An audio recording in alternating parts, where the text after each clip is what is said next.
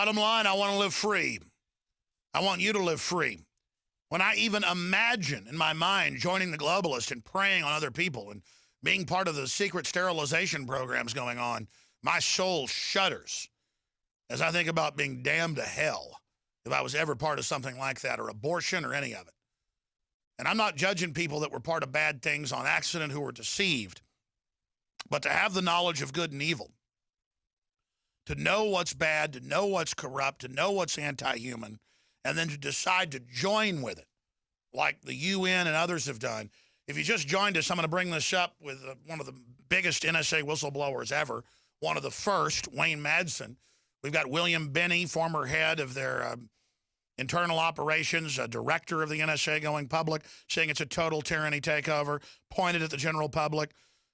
We have AT&T execs going public saying the NSA hubs are inside. We have, of course, folks that have run off to other countries and run off to Russia like Snowden. But Madsen is really the original guy that testified to the EU Parliament, the British Parliament, to Congress and others, who really knows how deep the rabbit hole goes from day one. He's kind of a clearinghouse. He even had to leave the U.S. last year for a while because they're, no kidding, he was told by high-level sources, had a hit team out to kill him. But then that contract expired. I want to talk to him briefly today, if he can go a little bit in the next hour, also about, has he seen Kill the Messenger with Gary Webb? I knew Gary Webb well, interviewed him many times. We were going to build a website together when his new book came out. He said his home was being broken into, and then they killed him. And I was very pleased to see the film, and they implied that they killed him at the end. They don't go with the baloney line. The family was threatened to shut up when it all happened. I don't want to be shot in the head twice. If they kill me, I'm not looking forward to it, but that's part of standing up against these people. That's part of being a warrior. I'm ready for it. I don't look forward to it, don't like it, but the only way you don't have fear is just deciding you're already dead.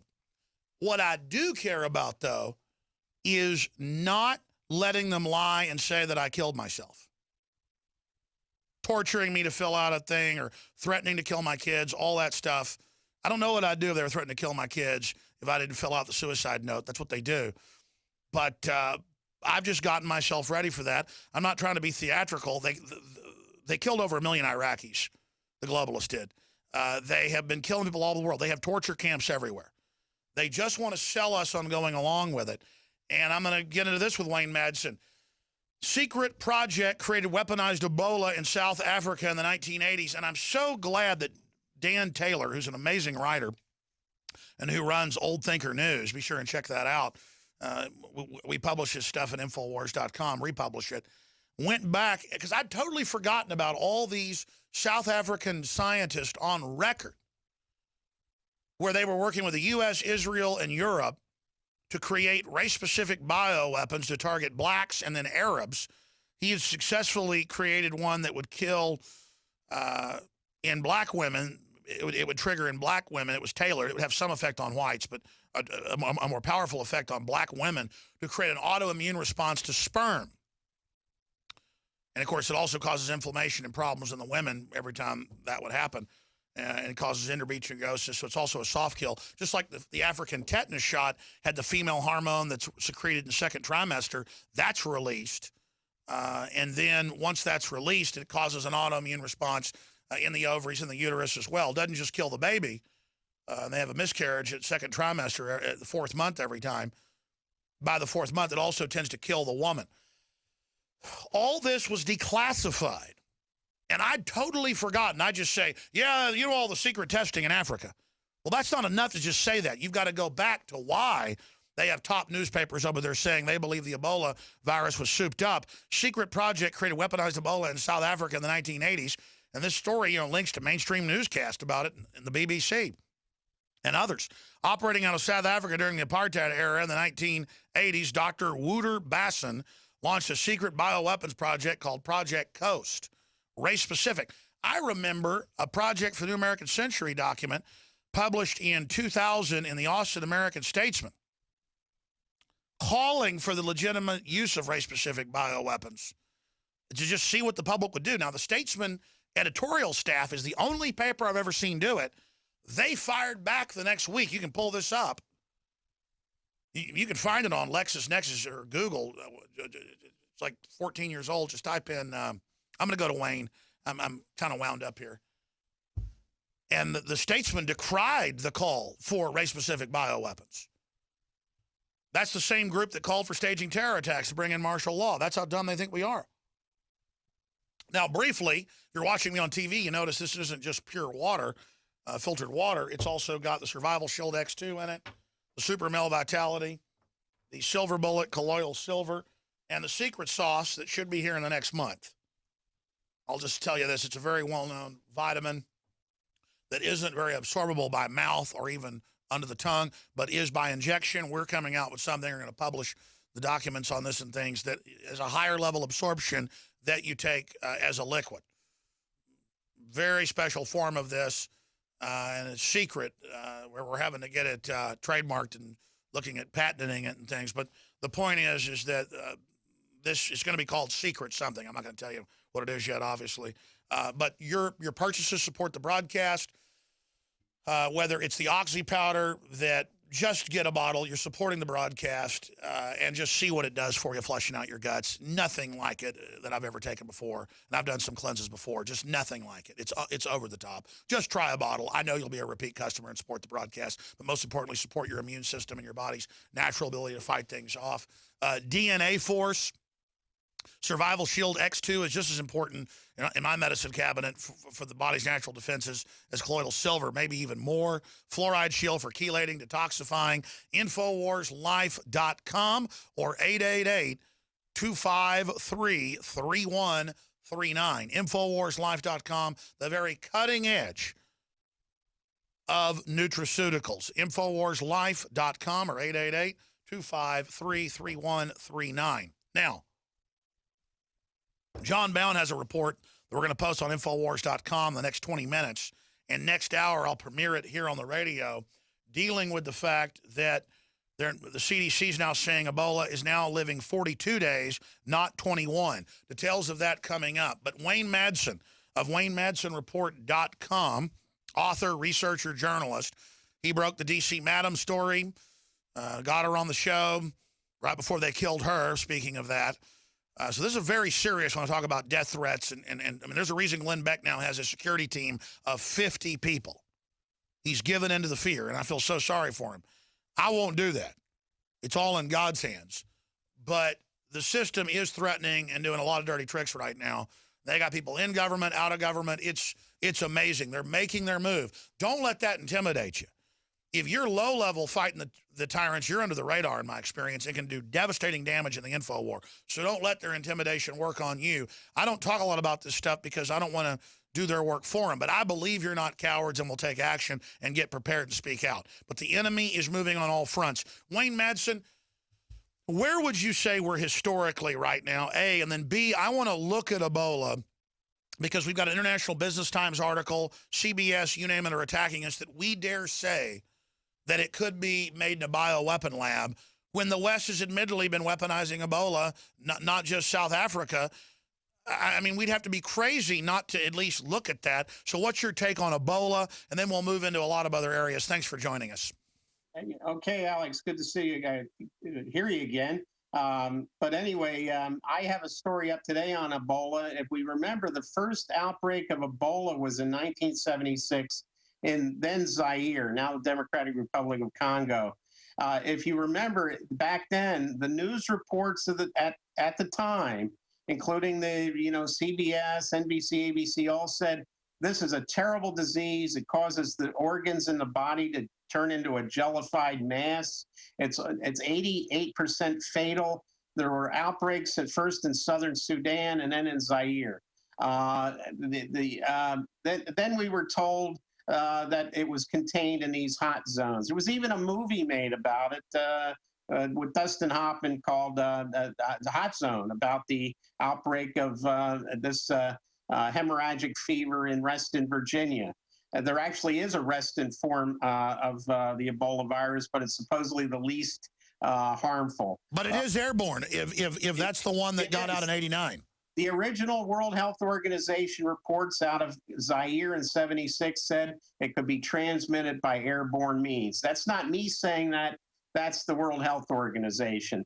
But remember, in 1976, the CIA, then headed by George H.W. Bush, was fighting an illegal war in Angola using Zaire as a base. Zaire became a major CIA base, not only for supporting the guerrillas fighting the government in Angola, but also helping the southern Sudanese rebels against the government in Khartoum. So Zaire was a major, turned into a major petri dish for Dr. Sidney Gottlieb, who was the CIA's Dr. Frankenstein, more like Dr. Strangelove, who came up with all these diseases that would attack humans, crops, and animals. And then there was even cross species jumping from animals to humans. And imagine how bad it is now with all the DNA and RNA control they have. And that's exactly what the South African press, mainline press, reported that was declassified in these hearings in the 90s. And that's who Wouter Basson worked for, was just a front for the CIA. And let's not forget Israel. Israel has admitted to some of the fact of working with him. Right. And I'm glad you mentioned Basson, Project Coast. He was Gottlieb's South African counterpart. And Basson, remember Stephen Hatfield was identified as a person of interest in the anthrax a postal mailing incident. And the FBI sent teams to South Africa and Zimbabwe to investigate Hatfield's role in helping the Rhodesian Selous Scouts, again, in the 1970s. In the same time frame, we had the Ebola outbreak in Zaire and also South Africa's bio-war programs. And in South Africa, it was Project Coast, headed up by Basson. And then the word is, by the 80s, for nuke technology, we know South Africa got nukes right before they traded race bioweapons to Israel for the nukes. Absolutely. So that was an unholy alliance between Israel and South Africa, and also the CIA and Rhodesia to basically foment these and support these civil wars in places like Rhodesia and Angola and Southwest Africa, and also they were active in Zaire and southern Sudan. So there was a reason we saw the first Ebola outbreaks in southern Sudan and Zaire, because that's where the agency was active in using these countries and these poor people who had no idea what was happening to them as petri dishes. Now, the charge that people got this from eating bushmeat, I think that's a pejorative comment by people trying to say, oh, well, it's those Africans eating fruit bats and dead animals they find on the ground. I think it's racist to suggest that, because the first person who contracted Ebola in southern Sudan in 1976 was a cotton factory worker. He had a middle management job. He was educated. And the second person in Zaire was a school headmaster. So to suggest that these people were somehow living off the land, I think, was ridiculous. I think the CIA put that information out to basically, you mentioned the Kill the Messenger movie. Well, they were trying to kill the first victims of Ebola by character assassination. Well, Wayne, what's amazing about you, and I'm just pointing this out for listeners, I hope they realize what they're hearing. I've done deep research into this. And it doesn't matter what subject I bring up, you've done just as deep or more, and without notes, are just spouting all the data. I mean, I just don't know how you've done so much research. It really is amazing, and always great to have you on as an analyst. I think we need to hire you as a routine correspondent, at least part-time. That's all I've got in the budget. And I know you were here last year. We were talking about that, but I got caught up in other stuff and had some funding issues, but we're doing better right now. I mean, just there's so much that you know. What's your gut on this Ebola and where it's going? What do you think it's really all about? I'm suspicious where we had the outbreak this time in Guinea, Liberia, and Sierra Leone. These three countries are very, very rich in natural resources, especially gold, diamonds, and iron ore in Guinea. The first case in Guinea was very close to this Simandou mining tract, which was actually long sought after by the richest guy in Israel named Benny Steinmetz, who actually tried to foment a coup d'etat when he had his mining rights stripped from him by the government of Guinea, because he was caught trying to overthrow the government. So they reacted and said, look, you're not going to do business here anymore. And the FBI put Steinmetz under investigation for violating the Foreign Corrupt Practices Act, because he was accused of paying bribes to the previous government of Guinea. The new government, President Condé, basically canceled all the agreements with Steinmetz. And I find it very interesting that the first Ebola case in Guinea, which is the Zaire, the very deadly Zaire strain, not the other less harmful strains like the Thai forest strain from Ivory Coast or the Sudan strain,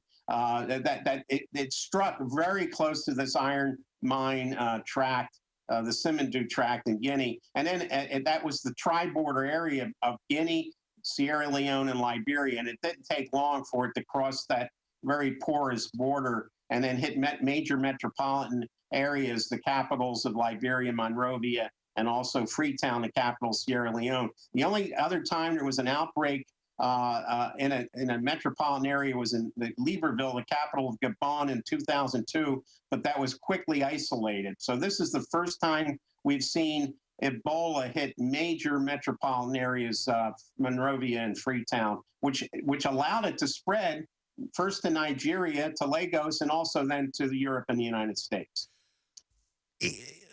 From your research, do you think it is a souped-up strain, or are they just letting it spread? And then B, why are they letting it spread? Clearly, the default is let it spread, not just in Africa, but here. What's happening? Well, it's amazing. I think there may be some truth to the fact that this was yet the use of Africa, not as a petri dish like they used Zaire to just test it out on a human population in '76, and then we had outbreaks periodically in Zaire and the neighboring Republic of Congo after that. But I think this is basically this has destroyed basically the public health infrastructures of Guinea, Sierra Leone, and Liberia.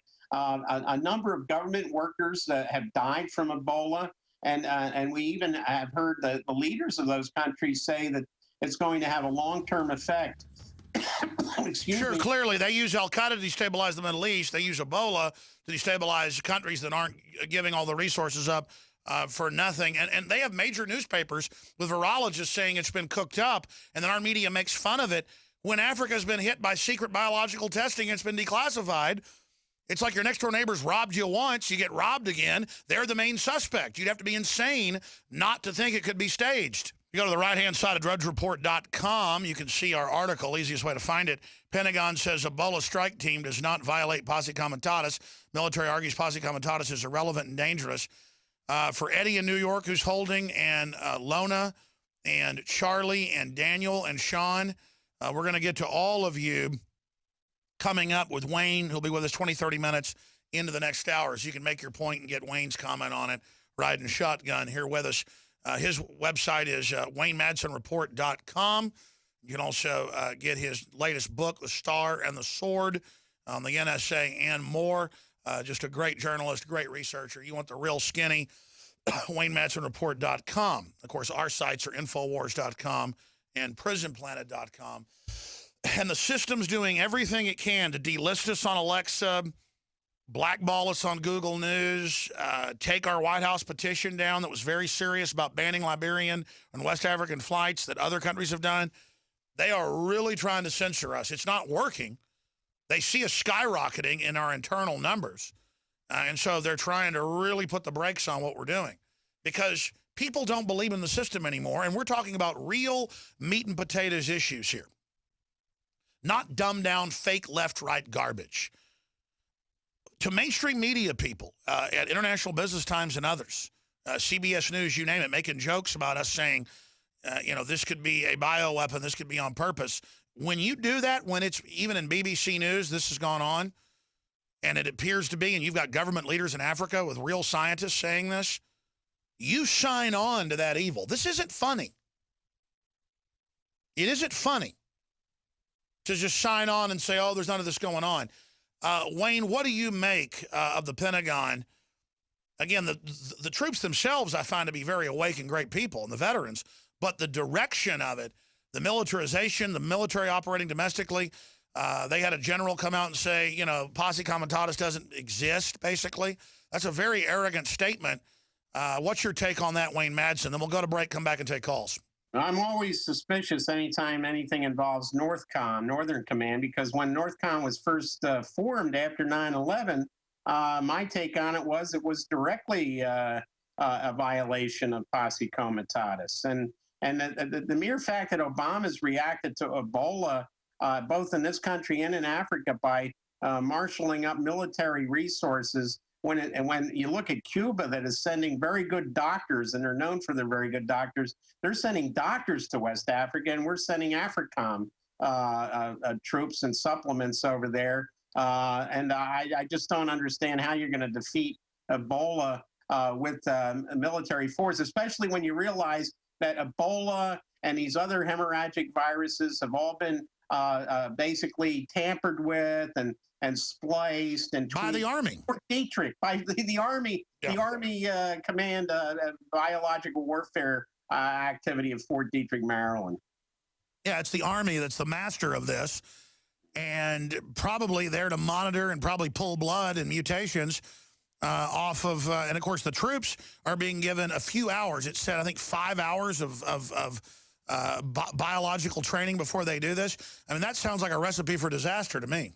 Yeah, it just takes one person over in West Africa to forget to wear their suits, their hazmat suits, because they're hot anyway. Even if you wear them in a temperate climate, you can imagine what they're like over in a place like West Africa. Or you've got to get out of them and decontaminate. That's usually when you end up getting it. Eddie in New York, you had a point earlier, but we went to break.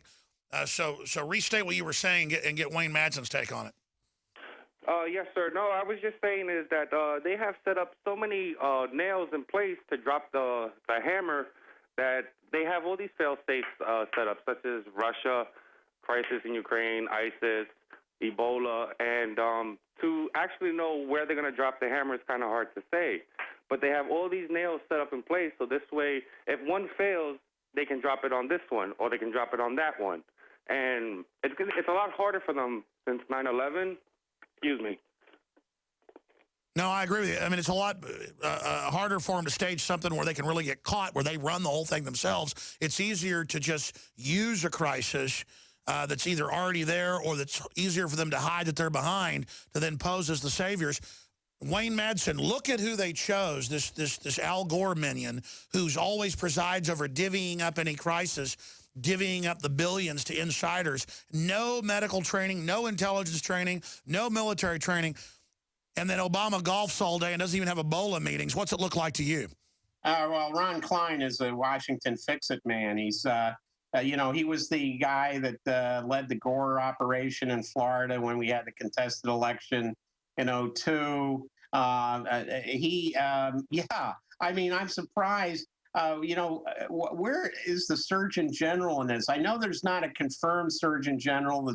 The Senate has dragged its feet on confirming Obama's pick, but there's got to be an acting Surgeon General. I mean, where is somebody like C. Everett Koop, who was in the front of another disease that looks like it was traced back to CIA Petri dishes of the 80s, and that was HIV/AIDS. Also decimated Africa's population. And the first people that actually brought it to the Western Hemisphere were Cuban troops fighting against CIA proxies in Angola that were infected when they got back to Cuba. And then, of course, we had the Mariel boat lift. And, well, we know the rest of that story, how it spread over here. But anyway, yeah, Klein is a typical Washington fix-it man, and he's a PR flack. So, you know, just a few days ago, we heard that a lady on a shuttle bus at the Pentagon was heading down to the Marine Corps Commandant's change of command ceremony at the Marine Barracks on A Street in downtown D.C., and she started projectile vomiting. And then she said she had just been in West Africa. Well, we see what happens when you bring a guy like Klein on board. They said, oh, that lady never even had a passport. So and we've got aircraft coming in out of West Africa, people dying, vomiting. They land at NYC, JFK, and they say, no problem. They don't have it without a test. I think it's safe to say, Wayne, that clearly they're covering up how many cases are in Africa and here. I think so, because this is why they bring a guy like Klein on board, because he's going to put pressure on the corporate media to keep it quiet. You know, anytime we see something like this happens, It's just like 9/11, by the way. Remember, they told people, well, you didn't see what you saw. Sorry, you had your facts wrong. And, I was just, as a matter of fact, last month I was in New York speaking at 9/11 a commemorative function. And there's some new photographs that were released of that. And they were telling even reporters on the scene, oh, you must have been mistaken. It's the same thing. It's how the government deals with catastrophes. Eddie? Yes. Absolutely. Eddie, thank you so much for the call from New York. We're going to come back and go to Daniel, listening on WBCR 1470 in Knoxville, Lona, Charlie, and Sean, and many others. Wayne Madsen is our guest. Wide open phones, 800-259-9231. Infowars.com is the tip of the spear.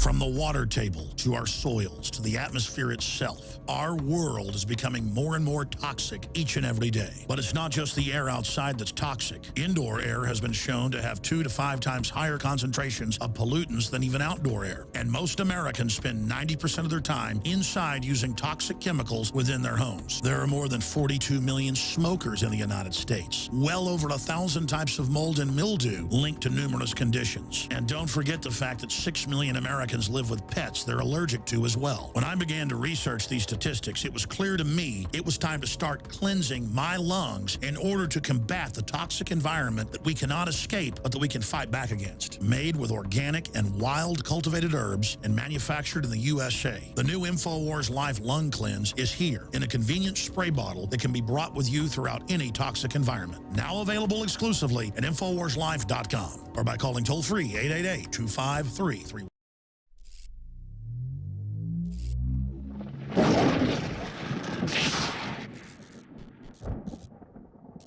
Wayne Madsen of WayneMadsenReport.com is our guest. He's with us to the bottom of the hour. We'll talk some about his book before he leaves us, The Star and the Sword. Well, they want to lock a bunch of people up and put us in their pretty pens once an epidemic turns into a pandemic in this country. And I always go back to this because for me, it's what really hits home. That if you watch the news and read the newspaper for 25 years like I've done, 20 years on air, but if you're like 60, 70 years old, you've been doing it for 40, 50 years, how do you not know that some shadowy shadow government, COG that Eisenhower warned about, isn't in control?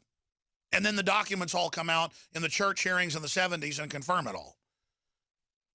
They just know the public is ignorant of all these facts, so they play this game going, oh, he's a conspiracy theory, or he's crazy. Thousands of different tests, hundreds of them lethal. In some cases, one of those hundreds of lethal secret programs would kill thousands of people, sterilize hundreds of thousands, kill millions. HIV, clearly cooked up by the Navy and the Army. Clearly, they had declassified programs for autoimmune viruses to reduce population. You got Bill Gates running around and the Rockefellers talking about it constantly. These outbreaks keep happening in Africa. And then the average liberal trendy goes, well, there are too many people. But then they'll tell you you're a racist if you don't support government-run health care. I mean, it's like crazy that the big secret religion is population reduction. And then people say, well, Africa's population still went up. Must not be doing too good, killing everybody. Some African countries, 45% of the people have HIV. Tens upon tens of millions have died. And now Ebola's popping up that we know our governments were souping up. South African, European countries, Israeli, U.S. I mean, I played a BBC News clip earlier about it. It's on Infowars.com, that they weaponized Ebola. They had Ebola that was airborne in 1989 on the East Coast that got out. Of course they're making this stuff. And then we go, hey, the groups that make this stuff, maybe they're behind it. Kind of like maybe the government's behind the anthrax attack. Turns out it was U.S. government anthrax. Then they had a whole bunch of patsies they tried to blame. I want to go to your phone calls. Wayne Madsen's our guest. But Wayne, finishing up on this subject, again, former NSA officer, whistleblower, talking to your sources, where do they think, and where do you think this Ebola thing is going? I mean, you pretty much came out and said that you think it's a false flag and where it originated. And what's their bottom line here? Because politically, it's hurting them not to respond. But more and more they know he's a lame duck, so they don't care. They've got pardons. They can resuscitate him in the media later, like they've done the Clintons and the Bushes and others. What's the grand plan here? Well, my fear is that we've had Hollywood doing a lot of predictive programming on this. The latest one is this latest Planet of the Apes movie, where most of the human population is wiped out by something called simian flu. We know that Ebola is transmitted also from non-human primates, monkeys, chimpanzees, and gorillas. So my fear is what they're doing is they want to set up the first regime in the United States where they're going to have mandatory quarantine regions. They're going to have mandatory checks. They're going to do highway checks and get people used to what happens to them every day at the airport is going to happen on interstate highways and other major roads. And where will they set up the checkpoints? Wherever they darn well please. You can imagine that way stations and toll stops are just made to order for this type of thing. But I think that's where we're going. They want to condition the American people to be able to do internal travel prohibitions and at the very least travel checks. And Bill Clinton wrote back in 1998, we cover it in my 2000 film, Police State 2000. I mean, we show the statements, the executive orders about in the future, they would have hardened internal checkpoints at the state level, searching everyone, and a culture where you've got to give blood to get a driver's license and all this stuff. That's only begun the last 2 years in places like D.C. on a trial basis. Whatever they plan, they end up getting it, even if it's late. And you can see them, Wayne, as you just said, rolling this out. It follows where the border is open, but they have internal checkpoints at the airports. And illegals can fly, but citizens can't without being searched. And illegals can have bank accounts with no ID, but citizens have to. They're setting the precedent under this globalist model where you have internal checkpoints, but no longer national borders. It's completely upside down, but that is what they're doing. And that's my fear. And that's why I think we have NORTHCOM involved with this these Ebola SWAT teams. Late Friday, Obama did something very interesting. I'd say it's late. I'm glad he did it. He issued an executive order at like 5 o'clock on Friday afternoon when most of the media is not paying attention, basically saying there will be no more research, government-sponsored research on these coronaviruses. That doesn't include Ebola, but it includes things like SARS, MERS, and influenza, avian flu, swine flu, the 1918 Spanish flu, which government scientists brought back to life after getting DNA from a dead Inuit girl who died of it in 1918. That killed like 100 million people worldwide, and they dug it up. Obama said all that research is to cease and desist immediately, and any future research has to be pre-approved by the government, and he put no time limit on it. I just wonder what happened when he started looking at things like Ebola, how this thing started. Did he actually find the government's own fingerprints on this? And he said, well, I can't stop research on Ebola because it's a clear and present danger, but all this other stuff, like what's been going on at the University of Wisconsin in Madsen on resurrecting the 1918 flu by recombining DNA from dead viruses to current viruses. That's insane. He stopped all that. I hope it stays stopped, but a lot of people in the medical community applauded him for that. But I just wonder what triggered, because we know he doesn't do this unless, he's pressured. He doesn't take these initiatives on his own. I'd be very interested to be a fly on the wall inside one of those Ron Klein meetings to hear what prompted this action. Well, as I've always pointed out, the 36 level 4 bioweapons facilities under BioShield are the clear and present danger because they've got some of them in level 2 facilities with level 4 pathogens on the coastline in Galveston, a city that gets wiped out every decade. I mean, it just got wiped out 6 years ago and it wrecked the facility. I mean, here's an example. Lionfish in the 80s, when a hurricane hit Miami, something like 14 of them that were in a tank got out, and now the entire Caribbean and Atlantic are just full of them because they breed so fast, killing everything. It's an invasive species, poisonous, and it's all because they had no natural predators in this area. Well, I mean, that's a fish, folks. Imagine all these facilities with zoological crossing it. It is a recipe for disaster. Let's go to your calls. Let's talk to Daniel in Tennessee, listening on 1470 WBCR. Daniel, you're on the air. Thank you very much. I'm watching the clock. I'll be to the point. First of all, I call him Alibaba because he's a prince of thieves and liars. Anyway, you asked at the beginning of the program on your opener there, Alex, that what do you think is the next step? I really believe, and I speak professionally, I really believe that his next step is going to wait until after the November selection. Then he'll declare martial law and appoint himself president for life. I do not underestimate this devil. Thank you for listening. Well, thanks for holding to say that. We're going to skip this network break because this is so important. I want to go to everybody.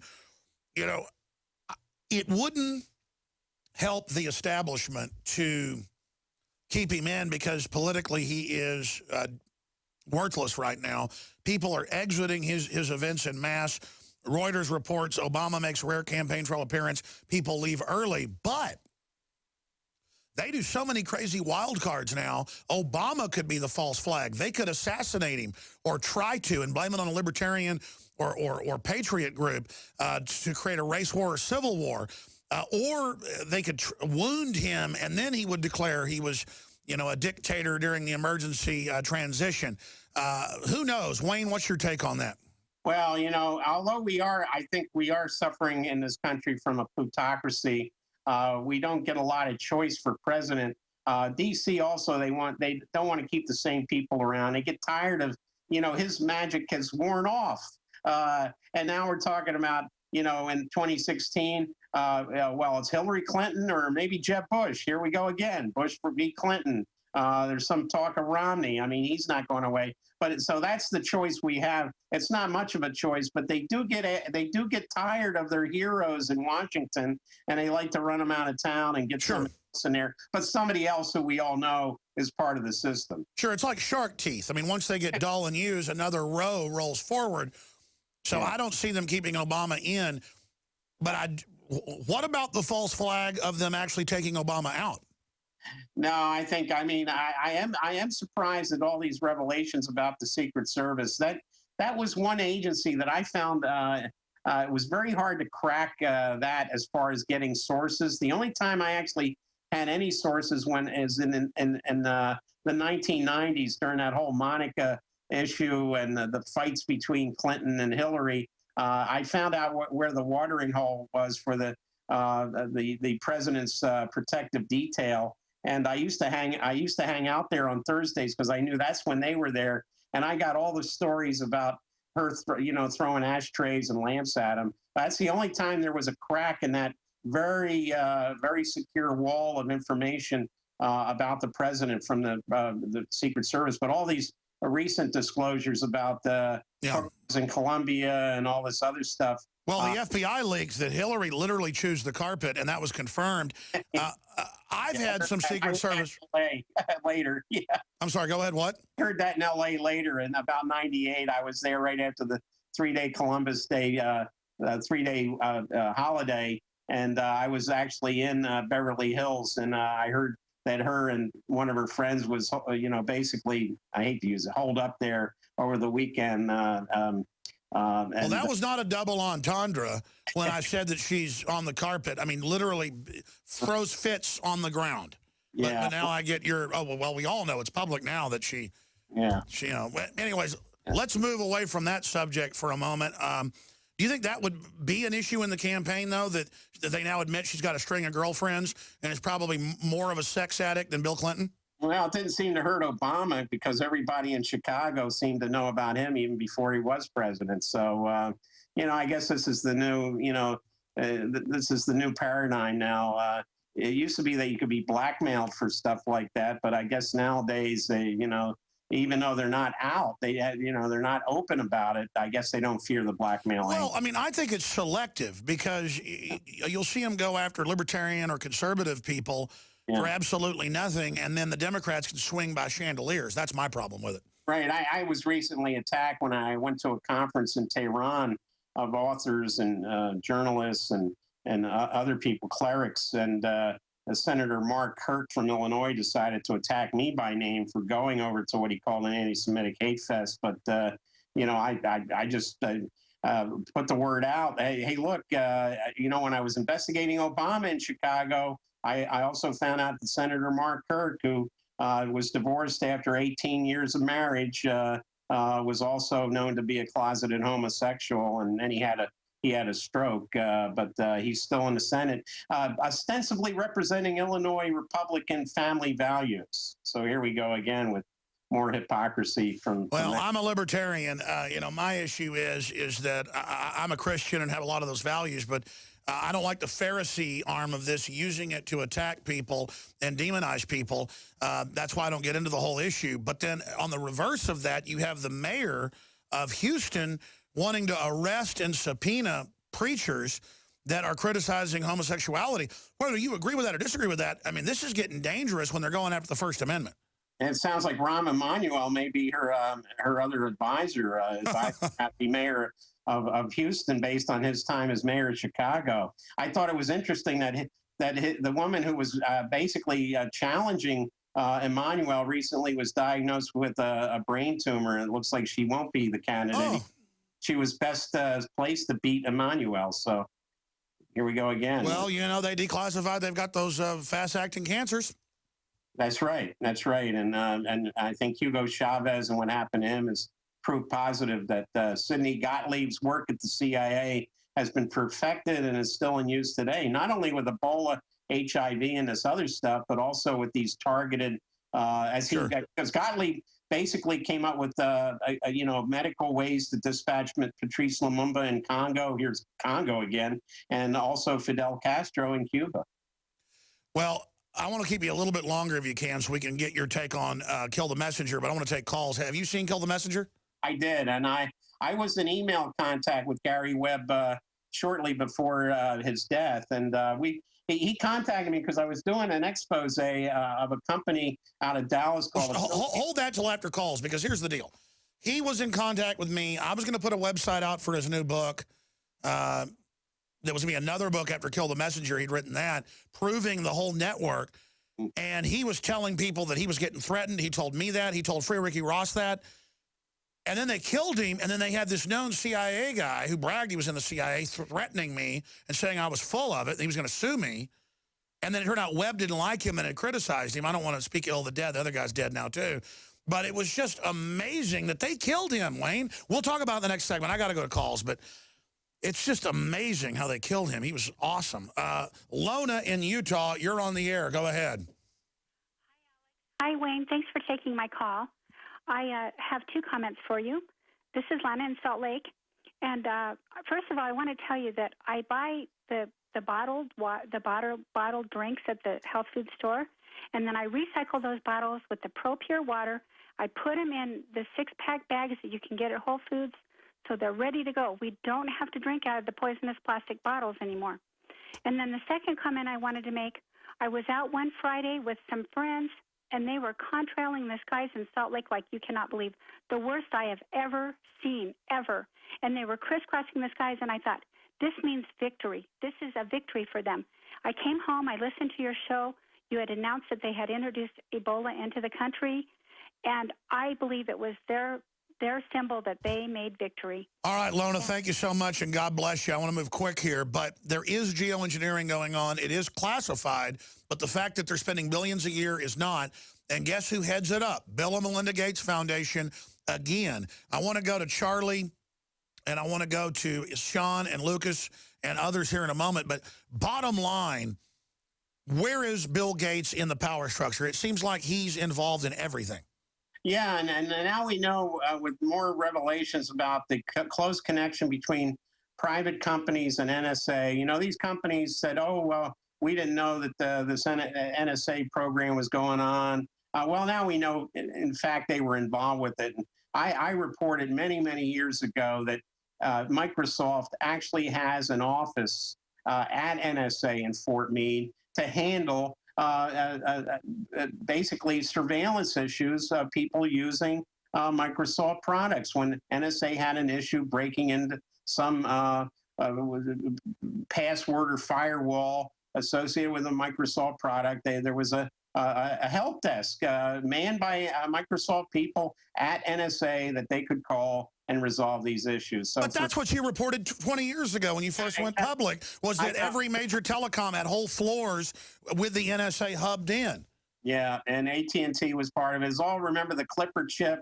These companies were all trying to make money on that, while at the same time they said, well, we're opposed to the government trying to control the private use. That's the key, is they were paid in aggregate billions a year to, quote, service it all. Right, exactly. And so now the NSA is rolling out its own wireless network to cut out the middleman. Yeah, the only guy that fought against that was the CEO of Quest, Mr. Naccio, and they put him in prison because he wouldn't play ball. They got him on some insider trading trumped up deal, which, you know, these federal prosecutors can indict a ham sandwich if they want to. It's amazing, Wayne. We're going to go to break and come back and take more calls. We'll just keep you the whole rest of the show if you can do it. You're always so interesting on air, and I think you're on fire today. But let's start getting into web right now, and we'll come back with calls. I've been physically attacked and told you better shut up. I've been death threatened. I've had them call up and describe what just happened in the front yard or the backyard and say, yeah, we're listening, buddy. And, you know, it's a really mean guy's voice. I've had the women call up and run psyops on my family, on my wife. I've had them infiltrate the operation. I don't even want to get into it. It's just unbelievable. But that's what I expect doing this. But I just don't know how they find so many evil people to be part of it.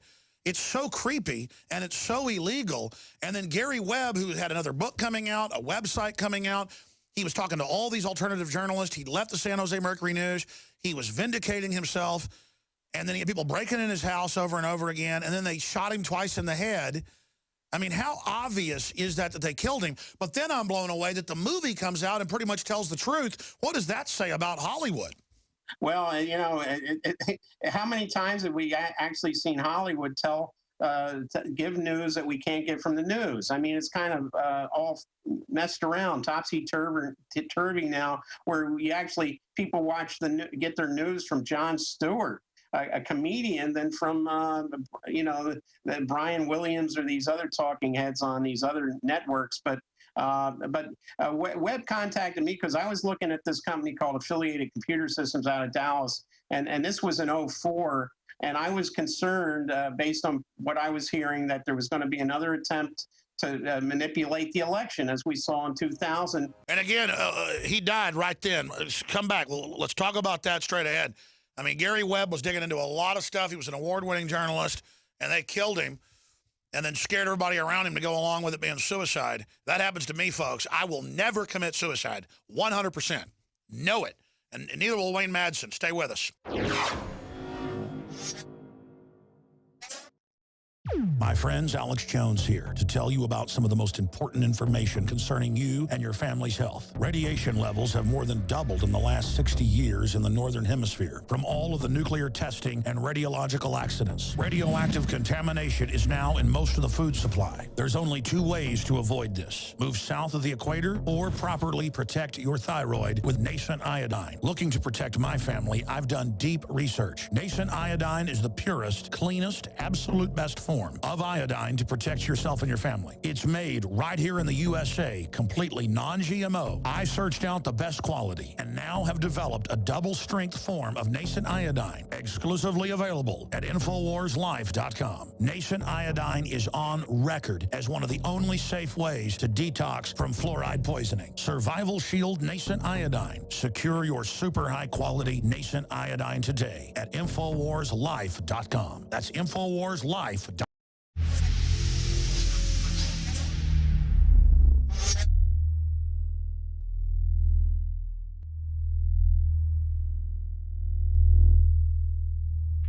The CDC now announcing it can last 41 days in a certain percentage of people. This is getting crazy, clearly mutating.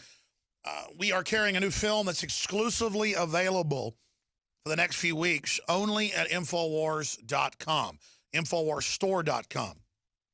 There's no place like Utopia, a Joel Gilbert film that's even more powerful than Dinesh D'Souza's new film and more to the base of showing what collectivism is really all about, total social control. They take the good idea of helping poor people and turn it into a system of actually enslaving. Very powerful film. There's no place like Utopia. And it's not pre-order. It's shipping now for $14.95, and your purchase supports Joel Gilbert and the InfoWars operation. There's no place like Utopia.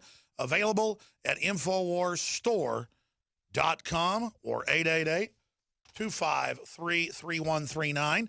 Don't forget we have the Made in America Ebola shirts that equate Obama with the disease of tyranny. Very effective. Those are selling out very quickly if you want to get those, but the blood splatter one and the regular one, it's fake blood, folks. And then we also have the Molon Labe Come and Take It shirts in a bunch of different designs, and also a tight-fitting one with gold foil for women. I think it's one of the best-looking women's Second Amendment shirts out there. That's at madein1776.com or InfoWarsStore.com. Madein1776.com is just a subdivision of that. Just like InfoWarsLife.com is just a sub-area of InfoWarsStore.com with the very best, bar none, in my view, supplements out there. We set out where other supplement makers, will spend $2 on a product and sell it for $30. I'll spend $18 on a product and sell it for $30. Or we'll spend $10 on a product and sell it for $25. Still a markup, still funds our operation, but we go to some of the biggest, most respected manufacturers in the country, and we just go, we're going above and beyond organic standards, government standards, everything standards, and we're going with the most powerful dosages. And they're like, wow, you're going to put $40 in one bottle like DNA Force of just one of the compounds. Each bottle has that much of one of the compounds in it. The Bio-PQQ, the CoQ10, all of it. These are nutraceutical over the top. R-iodine. Try it next to all the others. Blow you away. Double the strength of leading competitors. 50% stronger than our last formula that's still available. People say, this doesn't taste horrible. Why does it taste different? Because it's not mixed in alcohol, and it's true nascent iodine from a crystal source, not a seaweed source that we believe from our research is not true nascent iodine and bounds to the alcohol. This is in a organic palm oil. And for me and my family and my research, I believe for my immune system and for bolstering my body's defenses, it's just as important or more important than colloidal silver. And iodine's something you got to have. Colloidal silver is not something you got to have. Without iodine, you die. And there's a big conspiracy with them lowering the allowances down to nothing. So InfoWarsLife.com or 888-253-3139. Stock up with your preparedness cabinet. InfoWarsLife.com or 888-253-3139. The Lung Shield is a whole bunch of essential oils and other key extracts. Concentrated. This isn't like normal throat sprays that have some menthol. It's so thick, though, you got to, after you use it 10 times, kind of wash out the sprayer because it will clog. It's super thick in the bottle. It's oil. There's not fillers in this stuff. We checked into the leading competitor's throat spray, and it's like $1.50, and they sell it for $20. Okay? We go over the top and put like $10, I think it is, of product into it. So it's just, if you want real hardcore stuff, this is it. And it supports Infowars.com, PrisonPlanet.com, the nightly news, the reporters, the writers, the researchers, the great people running the show right now, the customer service people, the graphics folks, everybody here. And we're trying to expand in the face of this tyranny. I'm not going to risk my life and just, wait by the wayside here. Wayne, I want to go to calls and then finish up on Gary Webb. But first off, tell folks about your new book at WayneMadsenReport.com. Well, it's called The Star and the Sword. And ever since 9/11, I'm actually right now pursuing yet another angle on 9/11, which came to me just recently. But, people said, well, these, I was the one who received this DEA report on these mysterious Israeli art students who were penetrating security at various places before 9/11. And then, of course, I got that list, remember, of all the suspects that had Atta and all the rest of the hijackers and all these other Saudis and other people on it. And in addition to the guy who was running the urban moving systems, the Israeli-owned moving company in New Jersey. And I said, I got thinking, people said, no, the Israelis were behind it. No, the Saudis were behind it. But, what we see with ISIL or ISIS or Islamic State or whatever they're calling themselves this week, they're being supported by not only the Saudis and their friends, these potentates on the Persian Gulf, but also, as we see in the Golan Heights, they're being supported by the Israeli Defense. And that's not anti-Israel when it's in the Jerusalem Post that Israel's government is supporting al-Qaeda. It's a fact. And as you said, why did Fox News, when 9/11 happened. They did 4 reports on the Israelis getting arrested as well. Was that some inner blackmail fight going on? I heard it was Cheney had a big fight with then Sharon, Ariel Sharon, the prime minister of Israel, and wanted to send a message to the Israeli government. Look, we know what's going on. And he handed part of that DEA report. It was about 64 pages, if I recall. He handed part of it to Britt Hume, who attended the vice president's Christmas party in early December '01. And of course, a week and a half later, Fox ran with that 4-part series. I heard that was what prompted it. But remember back in Desert Storm, Saddam Hussein was firing scuds not only at Israel, but also at Saudi Arabia. These 2 countries, I'm suggesting in the book, The Star and the Sword, have had a long-term relationship going back to the 70s and 60s with a group of intelligence agencies called the Safari Club. But even back to post-World War I, when the first Saudi king, Ibn Saud, sent a letter to Chaim Weizmann, ahead of the World Zionist movement, saying, look, we Saudis have no problem with you establishing a homeland in Palestine. That's history. And some people want to ignore that history, but I would suggest that link between Riyadh and Jerusalem has been around a lot longer. Why would Saudi Arabia want to overthrow Libya, overthrow Syria, overthrow Egypt, overthrow Iraq? I mean, I guess so they can take it over. Part of Netanyahu's he came out with a plan in 1996 called a clean break, or securing the realm. It talked about overthrowing these Arab governments and replacing them with warring factions. There was also the Oded plan formulated by an Israeli in 1982 that called for the same thing. So when we saw Wesley Clark come out and say he saw a list of governments that we're going to overthrow in the region, it's the same list. It's the same plan. Clark didn't disagree with it. He just said he saw it after 9/11. Look, what Clark saw, the Oded plan, the clean break plan in Netanyahu, which was Sure. basically written by Richard Pearl, it's all the same thing. And we're seeing it played out now with ISIS. Sure. Realize the ISIS represents 12,000 mercenaries from 81 different countries. A lot of them haven't stepped foot in a mosque in their entire lives. They have no linkage to Islam. So what do you call that? It's a mercenary army. It's a CIA secret army. And my issue is, if these Arab countries were really attacking us, it'd be one thing. But over and over again, the West stirs them up, arms the radical group to go into friendly countries like Egypt, try to overthrow them. This is, yeah. But this is the same thing. Shut our businesses down. Shut our economy down. It's not an American government or even Israeli government. It's just these criminal networks that get power out of crises.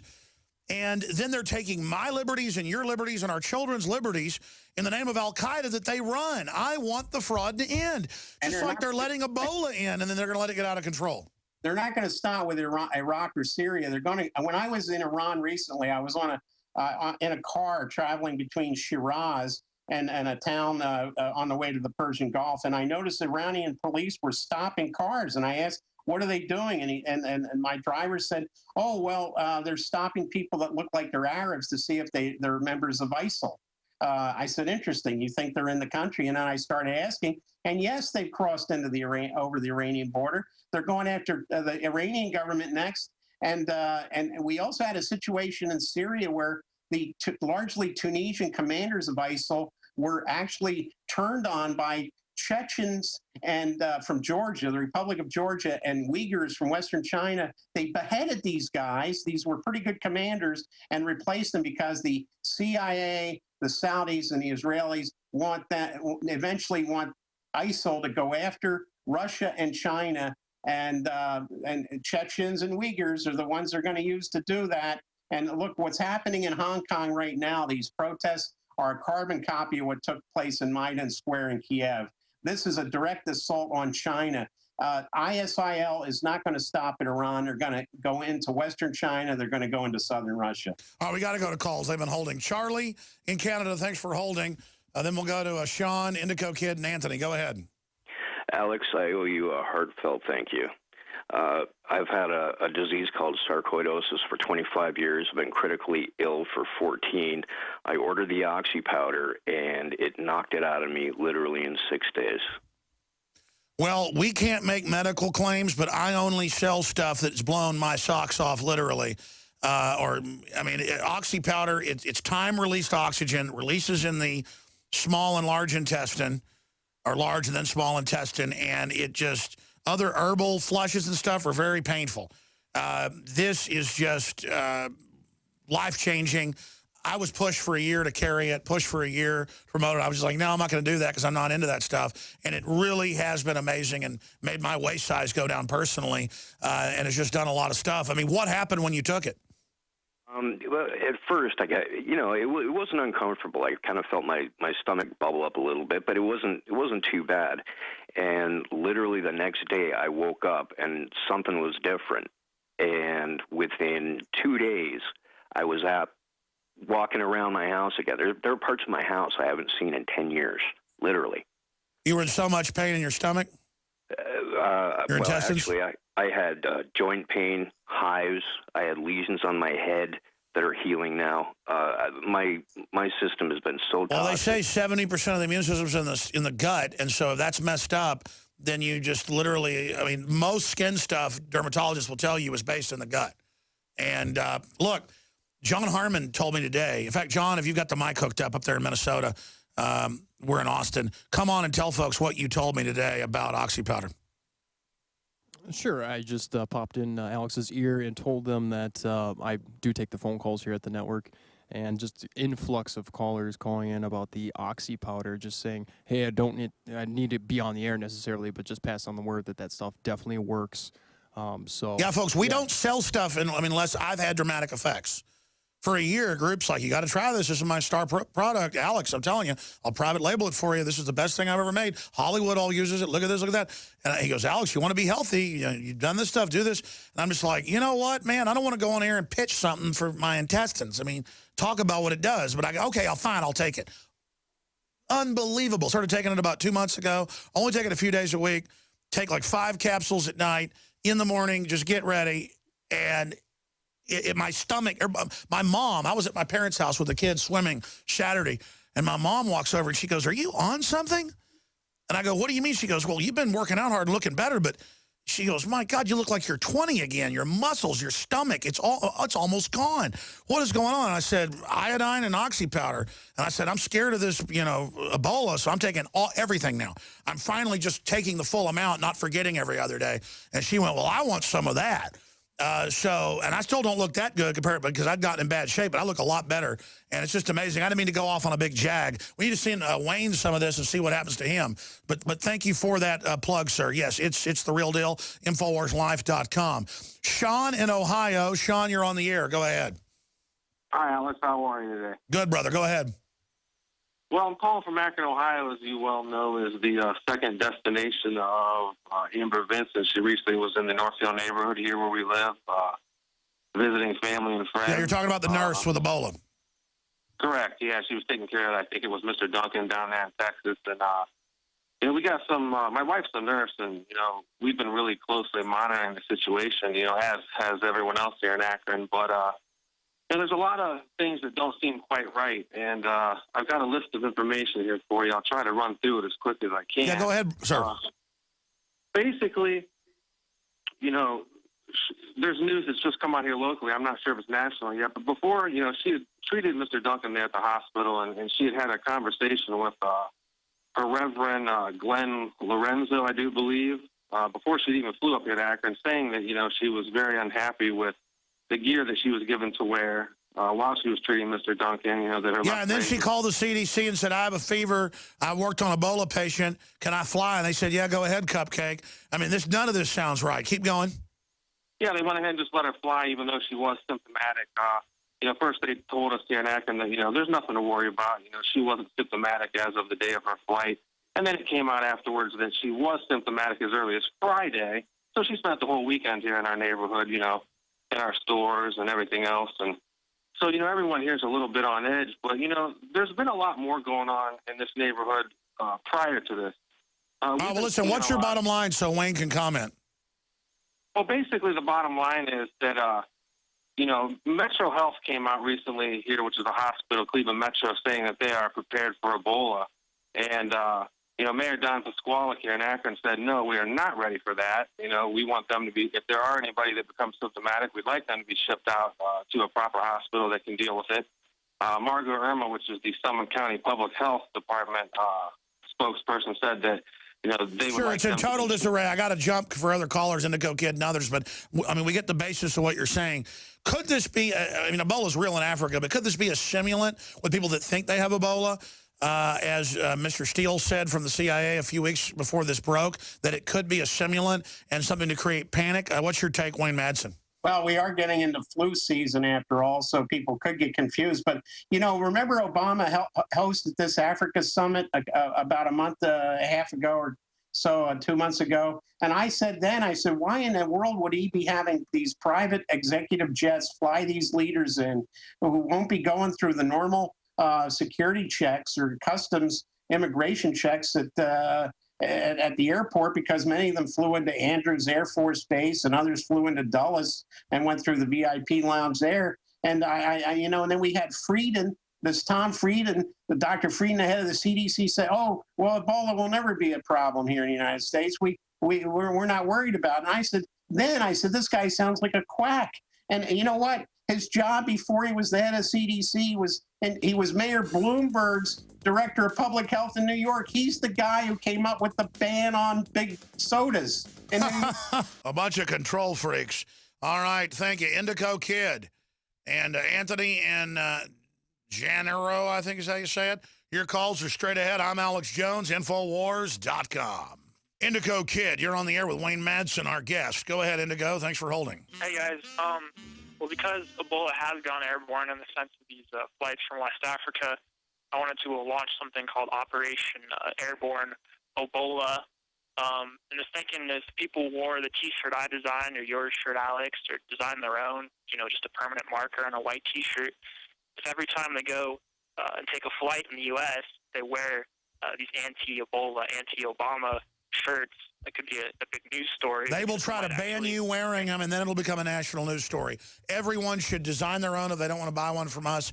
I totally agree with you, and just show how they, and then say, well, wait, you're allowed to fly it in, but I can't wear a shirt saying it? That's a great idea. Wayne Madsen, your take on that?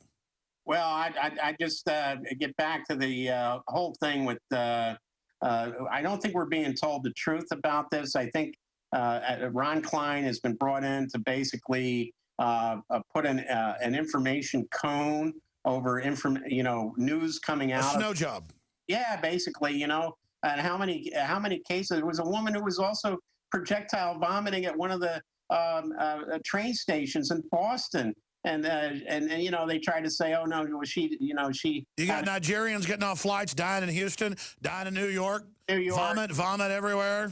Exactly, and I just I'm not buying it. But we're talking about Gary Webb earlier, and I think Gary set the gold standard for shoe leather investigative journalism. I was so happy he contacted me by email, and I never believed he killed himself. I got into a heated argument with somebody who I knew very well, and I worked with this guy who insisted it was suicide, and I was just I just publicly disagreed. Yeah, that was the guy with the connection to the CIA. Yeah, same guy. Yeah, I think it's the same. Yeah, it's the same guy.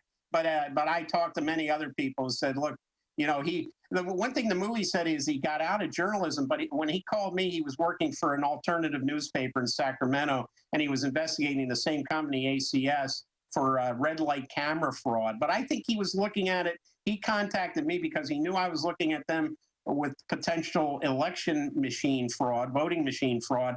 And I think he had other information. I think he had a great career ahead of him. Oh, they were scared of his name and the fact that he never backed off, never said he was wrong, was being vindicated. They couldn't kill his name, so they blew his head off. Right. And, I think of guys like Gary Webb and other investigative journalists I've known over the years who are no longer with us. Many, died. They just got old, died of cancer and stuff like that. But I try to emulate these people who were basically my mentors in journalism. And that's why I'm getting ready to go pursue yet another angle on 9/11, because that may be 13 years ago, but I'm not going to give up on that story. No, great job. I want to do 5 more minutes at Overdrive and finish. Then we'll let you get out of here after doing 2 hours with us. But I want to go to Anthony and Janero and Bill if we have time. But the minute we have left in this hour, folks can visit WayneMadsenReport.com if they want to see really hardcore journalism and a guy who isn't, acting like he knows so many angles. He really is super informed. It is a delightful pleasure to have him on for 2 hours and be able to just hear all the factoids and data he brings up, because I've researched so much of this and he knows more than I do on so many fronts, and that's a real pleasure to be able to occasionally actually sit at somebody's feet and learn something. That's the true mark of a master as well, is that you want to learn more and know how much you don't know. But Wayne, as we go to break here, people like Gary Webb will be remembered forever for being honorable in the arena, not backing off when they threatened to kill him and his family. He is the example of a real man, a real human, and all those that helped kill him and were part of it and who went along with it, they are a bunch of cowardly people who I don't think belong to this species. They are absolute just cowards. They have no honor. Back in 60 seconds, take a few final calls in overdrive. Some stations don't carry it. Infowars.com/show. Yes, one of the greatest things in my life is being able to associate with other informed, honorable people that aren't cowards. And the older I get, the more I just cannot believe how blessed I am to come from an honorable family of good people overall, and that I am not in the company or culture of backstabbing yes men and cowards. I'm just going to say that again here. Anthony in Florida, you're on the air with Wayne Madsen. Go ahead. Hello, I guess I've got a question or a comment for Mr. Sure. Madsen, or question too. Sure. Yes. Okay. A while back, I saw this video and it showed General David Petraeus, and he was speaking to a group of people, and he made the comment, "What comes after America? North America is in the North American Union." And Yeah. I was wondering what the status on that is. Go ahead, Wayne. Yeah, well, look what's going on with the Trans-Pacific Trade Partnership, which is going to create basically a union of Pacific Rim nations. Now there's also a North America European trade partnership. That's what's happening. Yeah, it's already official. They're already following it. They're already making our governments illegitimate, and the public just doesn't know. Absolutely, and that's it's all going to be governed by corporations. So unless you're a major stockholder, your vote on election day isn't going to really mean a hell of beans. Yeah, we're training and stuff, to fight, like the World War II enemy.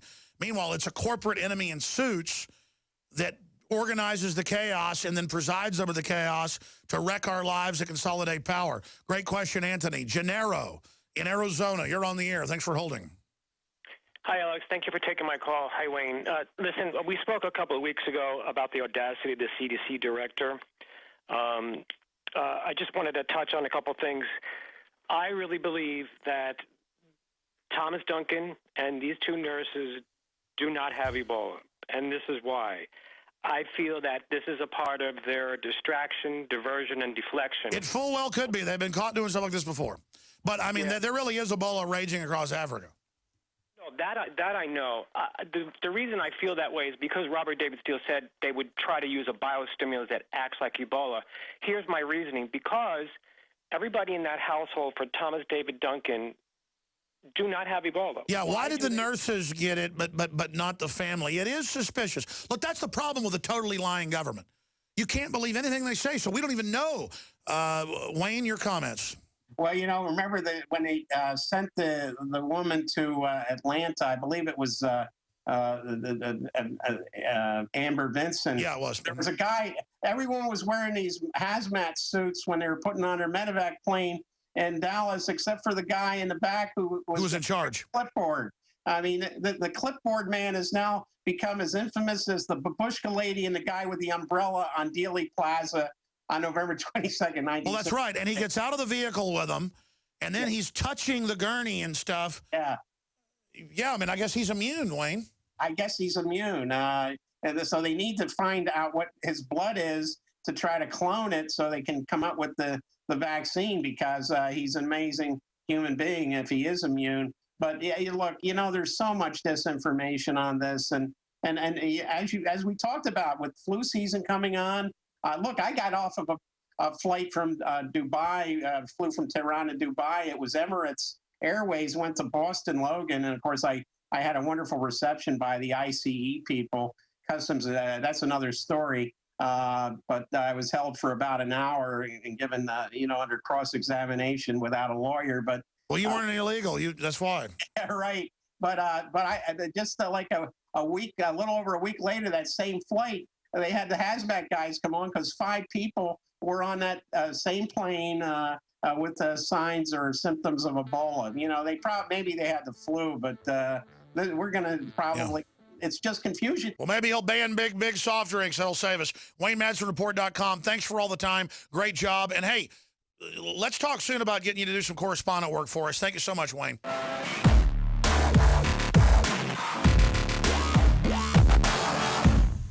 In the past decade, we have witnessed unparalleled scientific discoveries in the area of health. But no one has put together a formula that focuses directly on brain health, nerve growth factors, and optimizing your cellular energy at the same time.